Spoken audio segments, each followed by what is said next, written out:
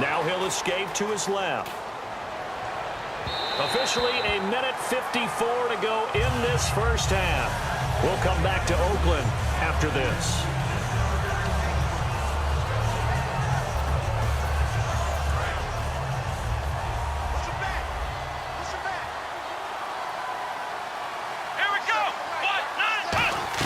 Second and 10 now. It's Taylor.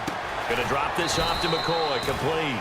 And he'll be taken down at the 46-yard line. I know most of the time when the ball's in the air, you're thinking wide receiver, tight end, but running backs, they can be a big part of any passing offense nowadays.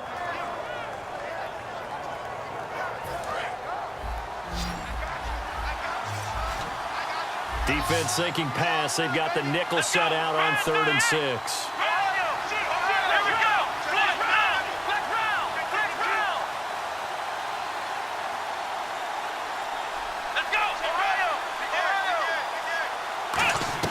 Again, it's Taylor. And that will be caught, but out of bounds. Out of bounds, ruled incomplete here. A 3rd down, he tried to stay in bounds, did all he could. He caught it, but was led a little bit too far. Yeah, that's always difficult, isn't it? Because you know half of your body is trying to stay behind while the other half is reaching out, trying to catch the football. The top half worked. It was the bottom half that was in question. They'll indeed go for it. It's Taylor. He's got time. Oh, a ball batted in the air, and now it's intercepted. Picked off by Sean Smith. So that's back-to-back drives where they're throwing an interception. Ordinarily, we look at the offense and say, what's going on with your scheme? Maybe we should look at the defense and just give them a whole lot of credit. They've got them frustrated right now.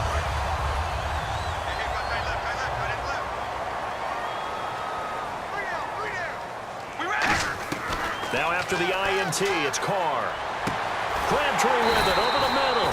And Crabtree had a 100-yard game against the Panthers, 110, 8 catches. So when we talk about receivers, we're almost always talking about a #1 guy for every team, right? And that means there would be a #2 guy. But with Oakland, the way Crabtree's playing with Amari Cooper, is he really #2 or is he more like 1A this season? Exactly, because Amari has 66 catches, Crabtree right on his heels with 60. That's a good play by the guys on the defensive side of the ball. Held him to a gain of 2. And that changes the playbook a little bit now for the guy calling plays. 2nd and 8. Now he's got to probably think about going to the air instead of maybe staying with the ground game. Carr to throw on 2nd down. A right side catch by Crabtree. Give him 10 yards on that one, and that'll earn him a fresh set of downs. And now the passing game here in the 2nd quarter starting to heat up a little bit. Don't you feel the rhythm starting to happen, right? You see it now. The confidence is starting to rise. I think now as a play caller, because that has happened, you lean on it a little bit more. You don't go totally away from running the football, but you do say, guess what? We can throw it. We can throw it well with a whole lot of confidence. An incomplete, crisis averted, almost picked. Instead, 2nd down.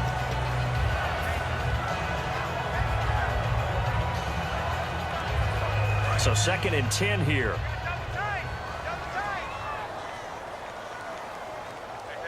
Murray the lone setback. Carr now to throw. Trying for his tight end Rivera, and it's intercepted. Picked off by Preston Brown, the linebacker. And this return is going to be halted right around the 28-yard line. Now the Bills offense gets ready to head back onto the field. And with time quickly fading here in the 2nd quarter, not sure how aggressively, offensively they want to play this. I think we'll find out just how much they trust their guys in this situation if they decide to take a shot. After the interception, here's Taylor finding time. He's going to air one out, and he knocks the ball away, and it falls incomplete. And that play was what every defense is wary of. The big strike attempted downfield, but they were in excellent position. They didn't get fooled, and while he didn't come up with the interception, was able to bat the ball down. 10 yards still left on 2nd down.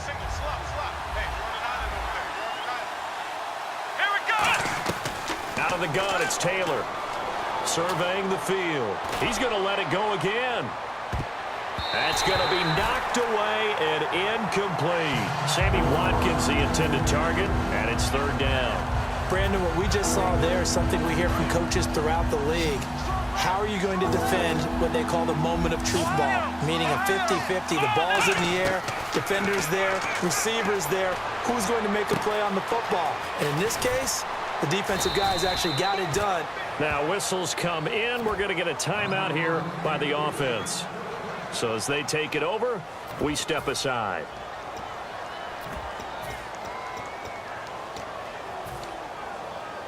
And unless this is a quick incompletion, this is likely the last play here of this first half. Split round! Split round! Come on, let's go!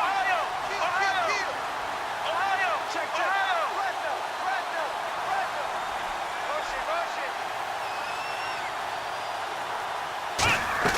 Final play of the half. It's Taylor. He's going to air this out deep for Harvin. And they can't get the long connection as it falls incomplete. So we've hit intermission. It's halftime. This is the NFL, and it's a presentation of EA Sports. So both teams have their marching orders, and we'll get going again here in quarter number 3.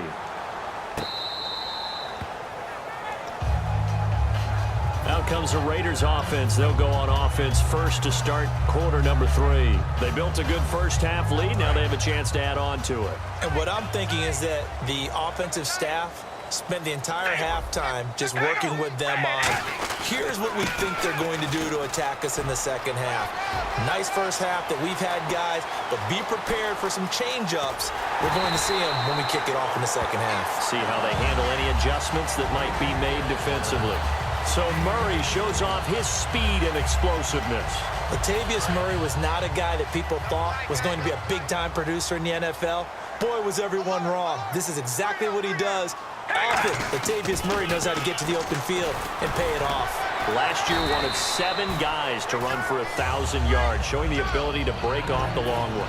And third quarter here, you've got the lead. This is where that strong run game can really benefit you. Stayed in bounds there, kept the clock going. I like all the points you just made there. And if you throw the football and it's incomplete, now you stop. And he is in. Touchdown, Raiders.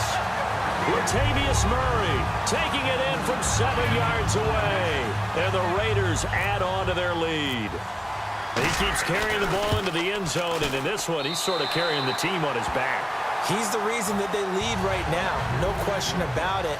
And you talk about on his back, he's not minding the extra weight at all, is he?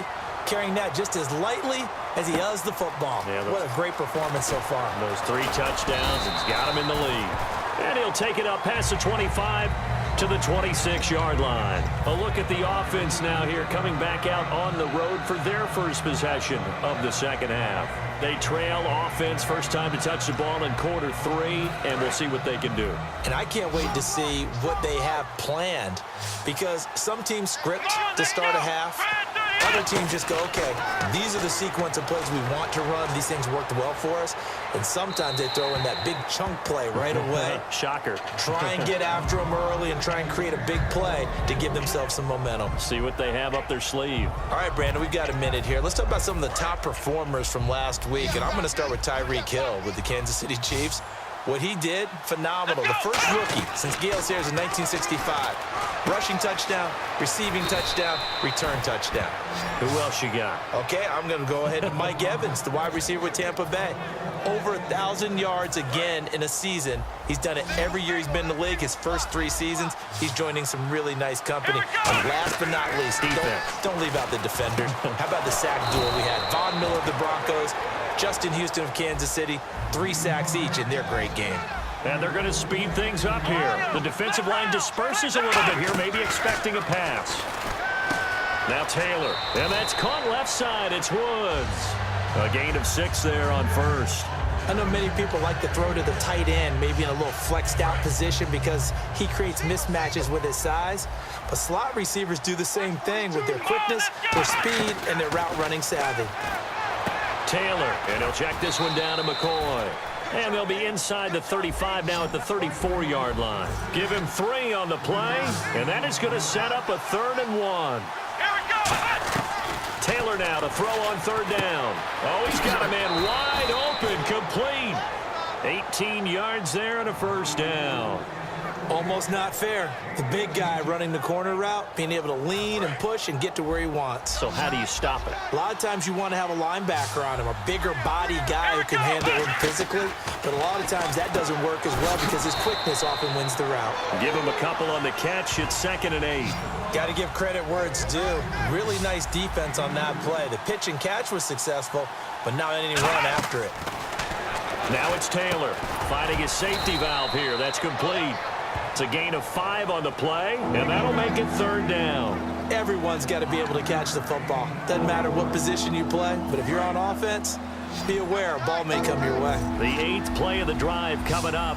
It's 3rd and 3. Now Taylor, and that one incomplete. It also breaks a string of 7 straight completions as well, as it leads to a 4th down. 3rd down is the down. Both sides know they absolutely have to win. And the name of the game for the defense is pressure on the quarterback. But pressure on the quarterback with contact, that's how you end up winning it. Let's go. Black round. Black round. Black round. Black round. Let's go. They're going on 4th down. It's Taylor. And he's brought down. Can't do anything with a football. It's a sack and a turnover on downs. And now Oakland ready to take the field. And they'll just simply be looking to build off the confidence of the last time out where they scored a touchdown. And confidence is powerful, isn't it? When you've scored once, you feel like you can go back out there and get it done again. Doesn't matter what the defense throws at them. They feel like they're in a groove right now, and they want to get out there and show it. Yeah, hoping to stay in that groove here this go-around.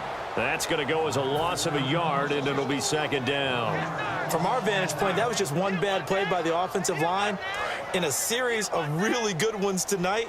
But I know that they're going to be really ticked off. It's a lot like a baseball pitcher losing a no-hitter late in the game. On 2nd down, here's Carr. Letting one fly deep for Cooper. A battle for it, and it's intercepted. Picked off by Stephon Gilmore. And his guys will take over at their own 44-yard line. And here come the Bills. And on the last drive, they were in field goal range. They just opted not to kick it, didn't get it. How does that change the mentality this go-around? I don't think it changes much for the head coach because this is what he preaches all the time. Attack at all times in any spot on the field, and he likes touchdowns, not field goals. Now, your field goal kicker, you got to make sure you nurse him through and say, okay, don't worry about it. When we need you, you got to be ready to go. And the team, of course, loves to see points on the board. So let's see if it changes a little bit if they're in the same spot again. Well, we'll see what the decision is here if they get to that spot. And the hit jarred it loose. It's incomplete. Sammy Watkins, the intended receiver, and it's 3rd and short. Timing's crucial in any route thrown, but when you throw an out, so many things are going through the mind of the receiver.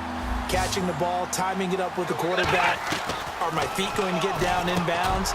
On that play, all those things going through his head might have caused him to drop it. It goes as a gain of 8, and it moves the chains. And now it looks like they're going to be in the hurry-up.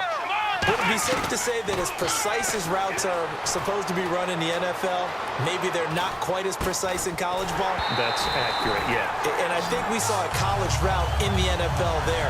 Just find the soft spot, find the dead zone, and find the 1st down. And that's what he just did. And some changes here as the D-line separates some.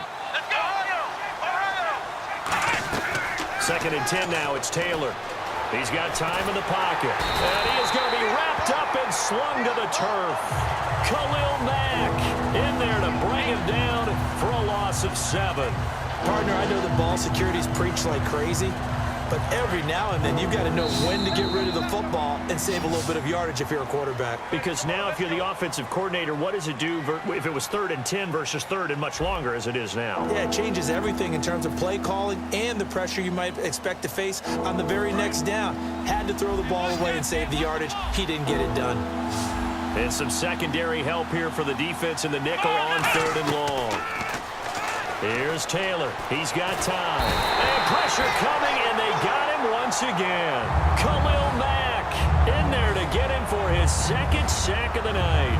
Well, they went with the nickel. They throw in an extra defensive back. Coverage was very good. Yeah, it was exactly as you would expect. A passing down, you bring in the nickel package. Just as you described, the coverage was excellent and allows one of their linemen to end up getting to the quarterback. To throw is Taylor. Going up top. And it is is incomplete. Rex Ryan's decision does not pay.